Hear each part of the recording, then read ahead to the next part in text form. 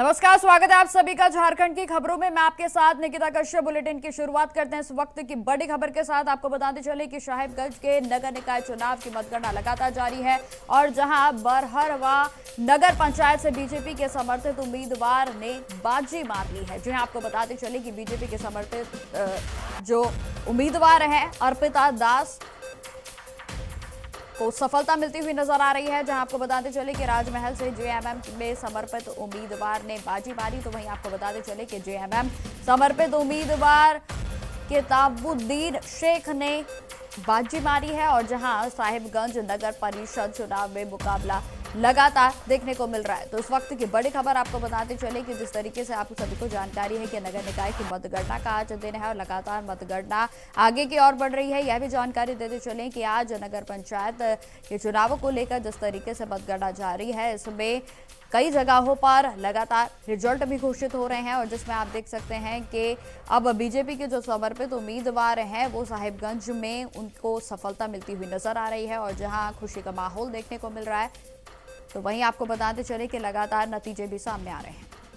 मिला है। बहुत बहुत शुक्रिया राजमहल की सारी जनता को शुक्रिया। ये जीत मेरी नहीं, राजमहल की जनता की जीत है और मैं राजमहल की जनता की उम्मीद पर खरा उतरने का काम करूंगा। धन्यवाद। देखिए, जितना चुनौती था उसका सामना करते हुए फिर से जनता के द्वारा जीत मिला है और जो भी कमी था पिछले शासनकाल में, जो भी कमी रह गया है, जो भी काम छूट गया है, उसको हर हाल में पूरा भी करेंगे। और इसी खबर पर अधिक जानकारी के साथ साहिबगंज से संवाददाता गोविंद ठाकुर हमारे साथ जुड़ गए हैं। तो गोविंद, जिस तरीके से लगातार नगर निकाय चुनाव की मतगणना जारी है और कई जगहों पर रिजल्ट भी सामने आने लगे हैं, क्या कुछ तस्वीरें देखने को मिल रही हैं इस समय साहिबगंज में? जी, अगर साहिबगंज की बात की जाए तो साहिबगंज का चुनाव इस बार बड़ा दिलचस्प रहा, क्योंकि साहिबगंज जिले में 2 नगर पंचायत क्षेत्र और 1 नगर परिषद क्षेत्र है साहिबगंज, और अगर दो नगर पंचायत क्षेत्र, एक बरहरवा और एक राजमहल। अगर इस बार की चुनाव की अगर बात करते हैं तो काफी उतार चढ़ाव के बीच बरहरवा नगर पंचायत क्षेत्र के जनताओं ने वहां पर जो बीजेपी के समर्पित उम्मीदवार है अर्पिता दास, उनको मौका दिया है, उसको अपना प्रत्याशी माना है। तो वहीं राजमहल के चुनाव की अगर हम बात करते हैं तो यहाँ के राजमहल की जनताओं ने जो झारखंड मुक्ति मोर्चा के जो समर्पित उम्मीदवार है किताबुद्दीन शेख, उसको जो है भारी मतों से जो है विजय बनाई है। और साहिबगंज नगर परिषद क्षेत्र में अभी फिलहाल जो है जंग जारी है। यहाँ के चुनाव इस बार बड़ा दिलचस्प देखने को मिल रहा है।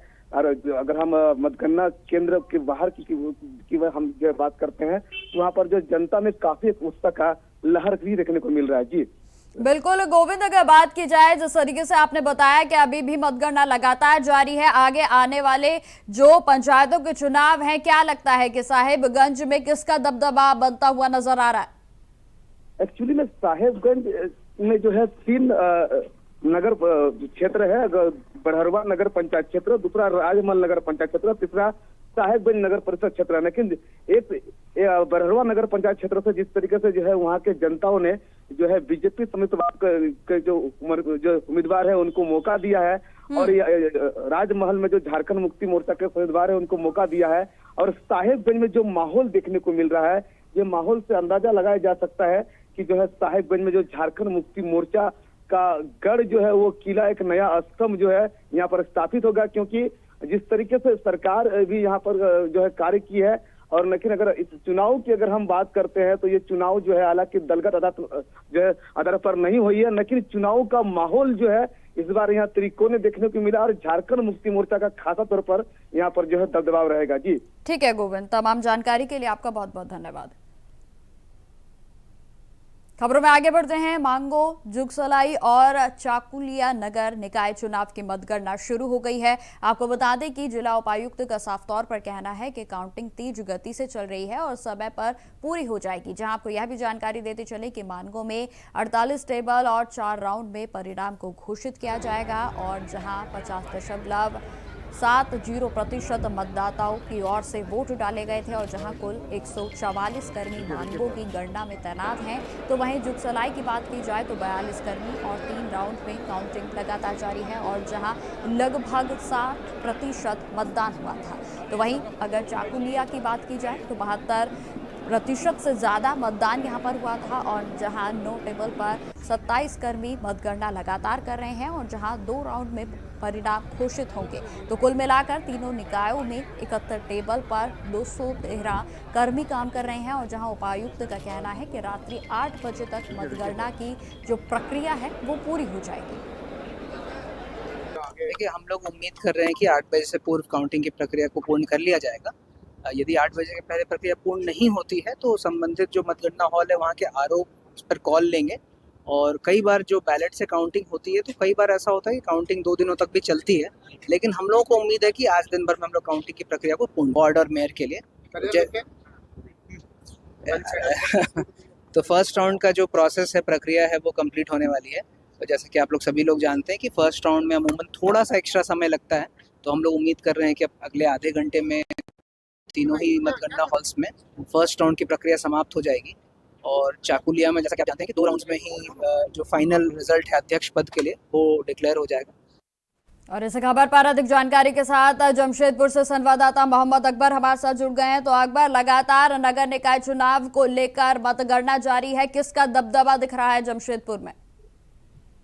जी देखिए, जैसे कि आपको पता था कि सुबह 8 बजे से लगातार जो है वो मतगणना का प्रक्रिया जारी है और लगातार काउंटिंग जो है चल रहा है। अभी मांगू इलाके के दूसरे राउंड की गिनती लगभग समाप्त होने जा रही है और दूसरे राउंड की गिनती में जो बीजेपी के समर्थित प्रत्याशी हैं संध्या सिंह, वो है तो 2000 के लीड पे चल रहे थे, लेकिन उसके ठीक सामने सुधा गुप्ता जो है वो जो है उनको पछाड़ते हुए दूसरे राउंड पे अभी 2100 यानी 2200 मतों से आगे चल रही हैं। वहीं दूसरी तरफ देखिए, जिसलाई नगर निगम की बात करें तो जिसलाई नगर निगम में एक तरफ नौशीन खान और दूसरी तरफ रिंकू सिंह, जो दोनों एक दूसरे को टक्कर दे रही है। दूसरे राउंड की गिनती में नौशीन खान 5600 वोट से आगे चल रही हैं और वहीं रिंकू सिंह 5600 वोट से पीछे चल रहे हैं। चकुलिया की बात करें तो चकुलिया के नगर अध्यक्ष की बात करें तो वो चकुलिया नगर अध्यक्ष का जो है घोषणा दूसरे राउंड का क्लियर हो चुका है और उधर से सूरजमणि सदा जो है मेयर पद की उम्मीदवार तय मान ली गई है। जी बिल्कुल अकबर, जिस तरीके से आपने जानकारी दी कि 2 राउंड की जो काउंटिंग है वो पूरी हो चुकी है और अभी और कितने राउंड्स हैं जो बाकी हैं जमशेदपुर की बात की जाए तो?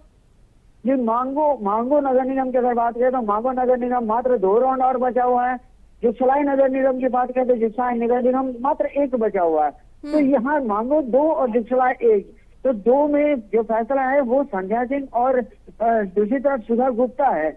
और उधर के अगर जिसलाई नगर निगम में बात करें तो नौशीन खान और रिंकू सिंह जो है एक दूसरे के आमने सामने चुनाव लड़ी है, लेकिन नौशीन खान बढ़त बना के रखी है 5 शहर के लगभग, जिससे सुधा गुप्ता बढ़त बना के रखी हुई है बीजेपी 2000 तक। जी ठीक है अकबर जी, तमाम जानकारी के लिए आपका बहुत बहुत धन्यवाद। खबरों में आगे बढ़ते हैं। गिरिडीह नगर निगम की मतगणना भी सुबह 7 बजे से शुरू हो गई और जहां गिरिडीह बाजार समिति में आपको बताते चले कि 36 वार्डों के कुल 137 मतदान केंद्रों पर मतगणना लगातार जारी है और इसके अलावा नगर निकाय बड़गी सरैया में भी 12 वार्डों के 15 मतदान केंद्रों और नगर पंचायत बार में 11 वार्डों के लिए 14 मतदान केंद्रों में मतगणना लगातार जारी है। तो इस दौरान मतगणना केंद्रों पर सुरक्षा व्यवस्था को भी पूरे तरीके से चाक चौबंद किया गया है, जहां आपको बताते चले कि प्रशासन की ओर से सभी आवश्यक व्यवस्थाएं सुनिश्चित की गई हैं। तो जिस तरीके से आप सभी को जानकारी है कि प्रदेश भर में आज नगर पंचायत चुनाव को लेकर मतगणना लगातार जारी है और कड़ी सुरक्षा के बीच यह मतगणना लगातार जारी है। और इसी खबर पर अधिक जानकारी के साथ गिरिडीह से भी संवाददाता नरेश नाथ गोस्वामी हमारे साथ जुड़ गए हैं। तो नरेश, जिस तरीके से प्रदेश भर में आज मतगणना हो रही है, गिरिडीह की बात की जाए तो किस तरीके की तस्वीरें हैं, सुरक्षा व्यवस्था किस तरीके से चाक चौबंद है? जी मैं बता दूं, गिरिडीह जो बाजार समिति है यहाँ पे मतगणना सुचारू रूप से 7 बजे से चालू हो गया है। और अभी मैं बात करूं नगर निगम गिरिडीह का तो लगभग जो वार्ड की है, वार्ड की संख्या जितने लोगों का है उतना लोगों के लगभग चुनाव की प्रक्रिया परिणाम जो है आ चुका है। और ये मेयर के मैं बात करता हूँ तो जो मेयर का जो जेएमएम के समर्थित जो उम्मीदवार है परमिला मेहरा, वो 10,000 वोट से लगभग आगे है। वहीं आपका मैं बता दूं जो बीजेपी का समर्थित जो यहाँ का जो मेयर का जो चुनाव प्रत्याशी थे शैलेंद्र कुमार चौधरी के प्रति वो 10,000 वोट से आगे है। और बात करूं तो राजधनवार नगर निकाय को लेकर के तो राजधनवार का जो जिला जो जिस तरह से दो जगह पे जो नगर निकाय का चुनाव हो रही है सरैया और राजधनवार दोनों जगह का लगभग उपाध्यक्ष का जो पद है वो लगभग पूरी हो चुकी है। जी बिल्कुल नरेश, जिस तरीके से आपने जानकारी दी तो कहीं ना कहीं जेएमएम और बीजेपी के समर्थित जो कैंडिडेट्स हैं उनके बीच कड़ी टक्कर देखने को मिल रही है गिरिडीह में। जी जिस तरह से यहाँ पे देख रहे हैं कार्यकर्ताओं का जिस तरह उमड़ पड़ी है, भीड़ जिस तरह लगी हुई है, लोगों का जिस तरह माहौल देखा जा रहा है, तो कहीं ना कहीं जो कांटे की जो टक्कर चल रही है जिसके कारण से लोगों में उत्साह नजर आ रही है। और यो लग रहा है जिस तरह की जेएमएम का कहीं जेएमएम के पार्टी के सीट में कहीं नहीं चल जाए। और स्वाभाविक है जिस तरह से ये लीड लिए हुए हैं 10,000 वोट से 10,000 मत से आगे है तो कहीं न कहीं ये जीत घोषित सुनिश्चित होगी। लेकिन जब तक परिणाम घोषित नहीं होते, अधिकारी का पुष्टि नहीं होती, तब तक कुछ कहना जल्दीबाजी होगी। जी बिल्कुल नरेश, मैं आखिरी सवाल आपसे लेना चाहूंगी। जिस तरीके से गिरिडीह में अगर मुख्य पंचायत की बात की जाए तो वो ऐसी कौन सी सीट्स हैं जहां पर लगातार बीजेपी का दबदबा, बीजेपी समर्थित कैंडिडेट्स का जो दबदबा है वो देखने को मिला? जी गिरिडीह में बात करूं शहर की तो गिरिडीह में बीजेपी का दबदबा जारी रहा है। पर यहाँ जिस तरह बीजेपियों का जितना पार्टियों का जो कार्यकर्ता और नेताओं का जो जिस तरह फुट देखा गया तो यहाँ पे लगभग ये बीजेपी से ही लगभग 6 से 7 कैंडिडेट खड़ा हुआ है, जिसके कारण से लोगों को नाराजगी व्यक्त किया है, जिसके कारण से वोट मतदान जो करने में असमर्थ हुए। और कहीं न कहीं जो यहाँ का जेएमएम का जो प्रत्याशी का जीत के घोषित होगा तो इसी का रिजल्ट जो है, इसी का परिणाम बीजेपी को भोगना पड़ रहा है। जी ठीक है नरेश नाथ गोस्वामी जी, आपका तमाम जानकारी देने के लिए बहुत बहुत धन्यवाद। खबरों में आगे बढ़ते हैं। अब खबर लातेहार से है, जहां नगर पंचायत चुनाव में बीजेपी समर्थित प्रत्याशी महेश सिंह ने शानदार जीत को दर्ज कर लिया है। आपको बताते चलें कि जीत की घोषणा के बाद उनके समर्थकों में खुशी की लहर दौड़ गई, तो वहीं जश्न का माहौल कुरुक्षेत्र में देखने को मिल रहा है। जानकारी यह भी देते चले कि महेश सिंह ने अपनी जीत पर जनता और कार्यकर्ताओं का आभार व्यक्त करते हुए भविष्य के रोड मैप की घोषणा की, और जहां उन्होंने कहा कि यह जीत उनकी नहीं बल्कि लातेहार की नगर पंचायत की जनता और बीजेपी के कार्यकर्ताओं की जीत है। जहां अपनी प्राथमिकताएं साझा करते हुए महेश सिंह ने कहा है कि नगर पंचायत के अधूरे कार्यों को पूरा करना उनकी पहली जिम्मेदारी होगी और विशेषकर की होल्डिंग टैक्स की विसंगतियों को दूर करना और स्थानीय दुकानदारों की समस्याओं का समाधान करना। तो वहीं उन्होंने लातेहार को स्वच्छ और सुंदर बनाने का भी संकल्प लिया।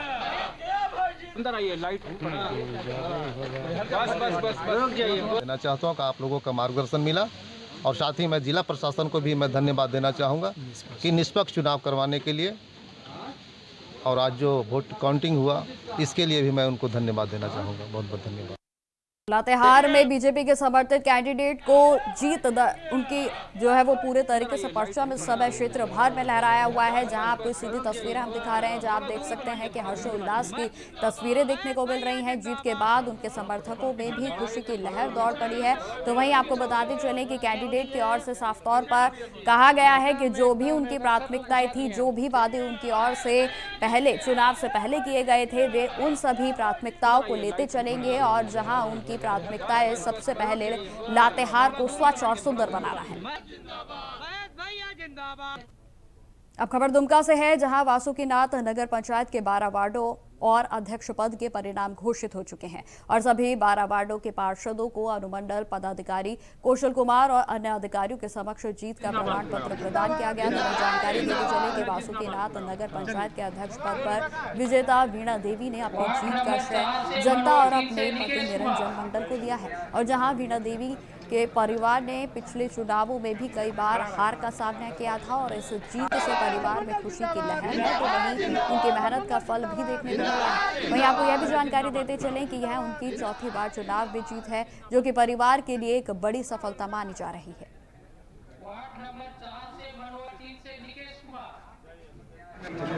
सबसे तो पहले मैं जनता को धन्यवाद करना चाहती हूँ, मेरे ऊपर भरोसा करके हमको जिताया।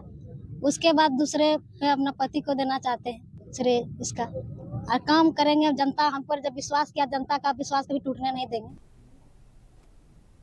खबर गिरिडीह से है, जहां नगर निगम चुनाव के दौरान 23 फरवरी को वार्ड नंबर 18 में 2 वार्ड पार्षद प्रत्याशियों के समर्थकों के बीच में झड़प हो गई थी और जहां गोलीबारी की भी खबर सामने आई थी और जिसमें पुलिस की ओर से बड़ी सफलता हासिल की गई है। आपको बताते चले कि पुलिस ने मुख्य आरोपी के साथ 4 अन्य लोगों को इस मामले में गिरफ्तार कर लिया है और जहां मुख्य आरोपी को दुर्गापुर एयरपोर्ट से गिरफ्तार किया गया तो वहीं घटना में इस्तेमाल किया गया एक देसी पिस्टल और 5 जिंदा गोलियों के साथ 2 खोखे भी बरामद कर लिए गए हैं। जानकारी यह भी देते चले कि गिरिडीह पुलिस कप्तान के दिशा निर्देश पर सदर अनुमंडल के पुलिस पदाधिकारी जीत वाहन और राव के नेतृत्व में एक विशेष अनुसंधान दल का गठन किया गया था, जो कि लगातार छापेमारी कर अन्य आरोपियों की तलाशी कर रहा था और जहां सभी आरोपियों को न्यायिक हिरासत में भेज दिया गया है। 30 फरवरी को जैसे कि महोदय ने बताया, नगरपालिका आम निर्वाचन 2026 की मतदान समाप्ति के दौरान करीब 5:30 के आसपास घटना जो हमारा प्राथमिक विद्यालय आजाद है उससे करीब 200 मीटर की दूरी पर 2 ग्रुप में जो है वो मारपीट और पत्थरबाजी और फायरिंग की बातें सामने आई और इसको लेकर के चूँकि हमारा वहाँ पे सेक्टर मजिस्ट्रेट भी वहाँ पे तैनात रहते हैं तो उनके द्वारा ये सुना गया और ये जानकारी मिली कि शिवम आज़ाद और उसके सहयोगी के द्वारा ये गोली चलाया गया है। ये बात जब सामने आई तो उसको लेकर तुरंत जो है वो सेक्टर मजिस्ट्रेट के बयान पर प्राथमिकी दर्ज की गई पचम्बा थाना में, कांड संख्या 1526। और उसके बाद इस घटना में जब जानकारी मिली कि 2 व्यक्ति घायल हैं और घायल के परिवार के खबरों में आगे बढ़ते हैं। बुंडू पुलिस ने बाइक चोरी के एक बड़े गिरोह का भंडाफोड़ करते हुए 3 शातिर अपराधियों को गिरफ्तार कर लिया है। आपको बताते चलें कि पुलिस ने आरोपियों के पास से 9 चोरी की मोटरसाइकिल तो वहीं एक ट्रैक्टर को भी बरामद किया और जहां इंस्पेक्टर राम कुमार वर्मा के अनुसार गुप्त सूचना मिलने पर एसआईटी गठित कर एंटी क्राइम चेकिंग अभियान को चलाया गया और जिसके दौरान एक संदिग्ध को पकड़ा गया तो वहीं बाद में ताबड़तोड़ छापेमारी की गई है और जहां आरोपियों को न्यायिक हिरासत में भेजते हुए आगे की कार्रवाई भी जारी है। तो वहीं आपको बताते चले कि इस कार्रवाई के बाद क्षेत्र में बाइक चोरी की घटनाएं अब कम होने की उम्मीद जताई जा रही है।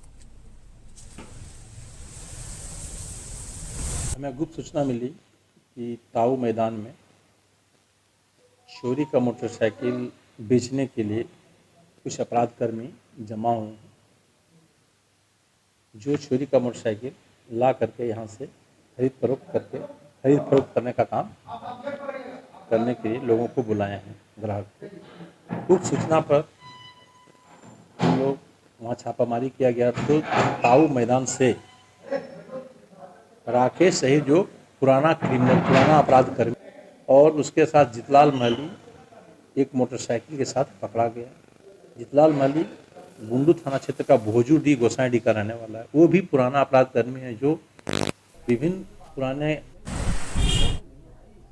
तो जिस तरीके से आपको बता दें कि बुंडू पुलिस की ओर से बड़े बाइक चोरी गिरोह का भंडाफोड़ किया गया है और जहां 3 आरोपियों को गिरफ्तार कर लिया गया। आपको जानकारी देते चले कि पुलिस ने आरोपियों के पास से 9 चोरी की मोटरसाइकिलों को बरामद करते हुए एक ट्रैक्टर को भी बरामद कर लिया है और जहां इंस्पेक्टर की ओर से दी गई जानकारी के अनुसार आपको बताते चले कि गुप्त सूचना मिलने पर एसआईटी का गठन किया गया था और जहां एंटी क्राइम चेकिंग अभियान को चलाया गया और जिसके दौरान संदिग्धों को पकड़ा गया और उसके बाद ताबड़तोड़ छापेमारी की गई और जहां आरोपियों को न्यायिक हिरासत में भेज दिया है तो वहीं आगे की कार्रवाई लगातार जारी है। हालांकि आपको बताते चले कि जिस तरीके से बुंडू पुलिस को इस मामले में बड़ी सफलता हाथ लगी है, इससे पुलिस की ओर से आशंका जताई जा रही है कि अब क्षेत्र भर में बाइक चोरी की जो घटनाएं हैं उनमें कमी आने की उम्मीद को जताया गया है।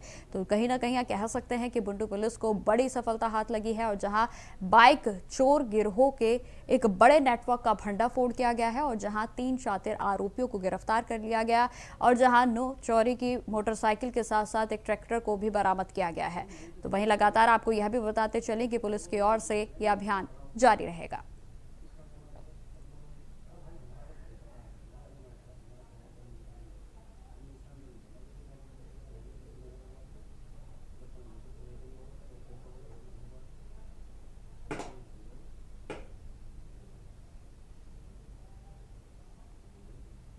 चलिए अब आपको सीधा लिए चलते हैं झारखंड विधानसभा की ओर, जहां सत्र लगातार जारी है। हम लोगों को भी बुरा लगता है। अब सत्र है, यहाँ से जाके हम लोगों को क्या जवाब देंगे या सरकार ही क्या जवाब देगी। तो माननीय वित्त मंत्री जी भी हैं, एक आग्रह करेंगे कि एक बार बताने की कोशिश करें कि किस किस विभाग का कितना पैसा केंद्र में बकाया है, कब से पैसा बकाया है और कब कब का पैसा बकाया है।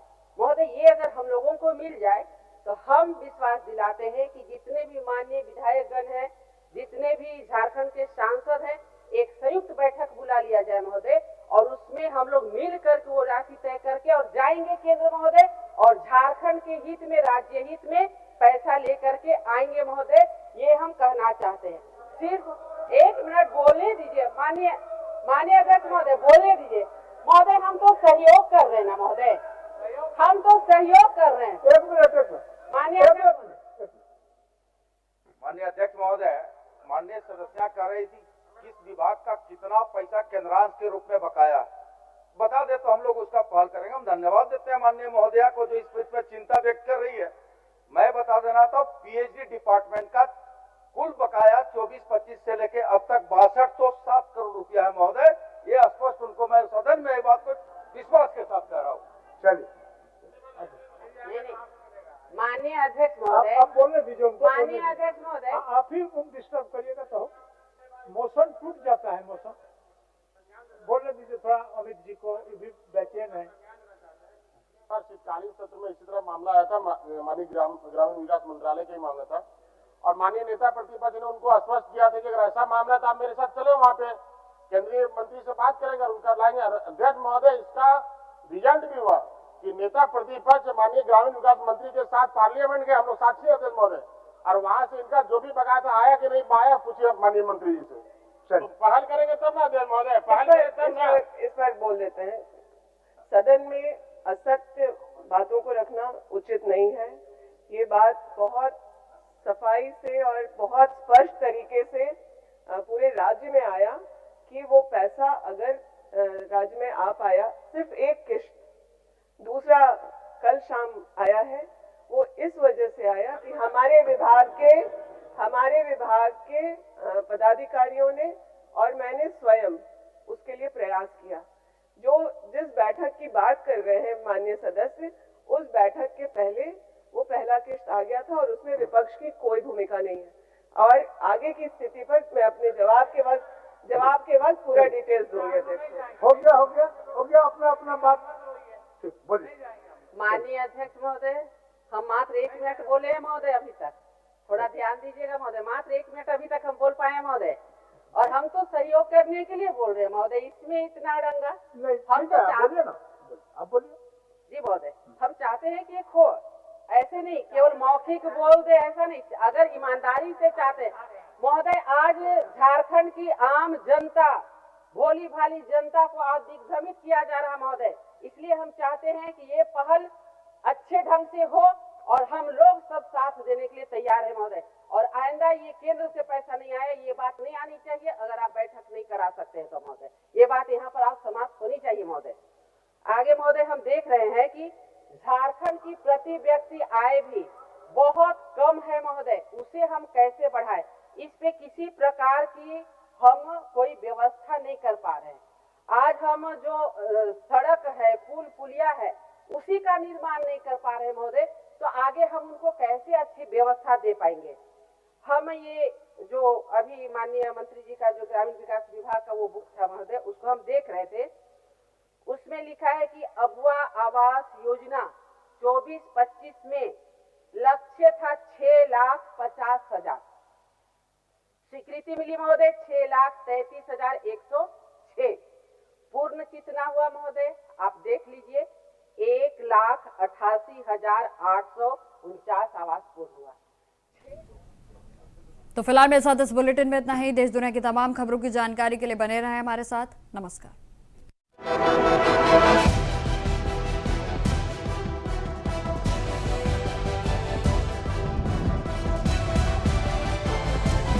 इंडिया वॉइस, आपकी सोच, आपकी आवाज।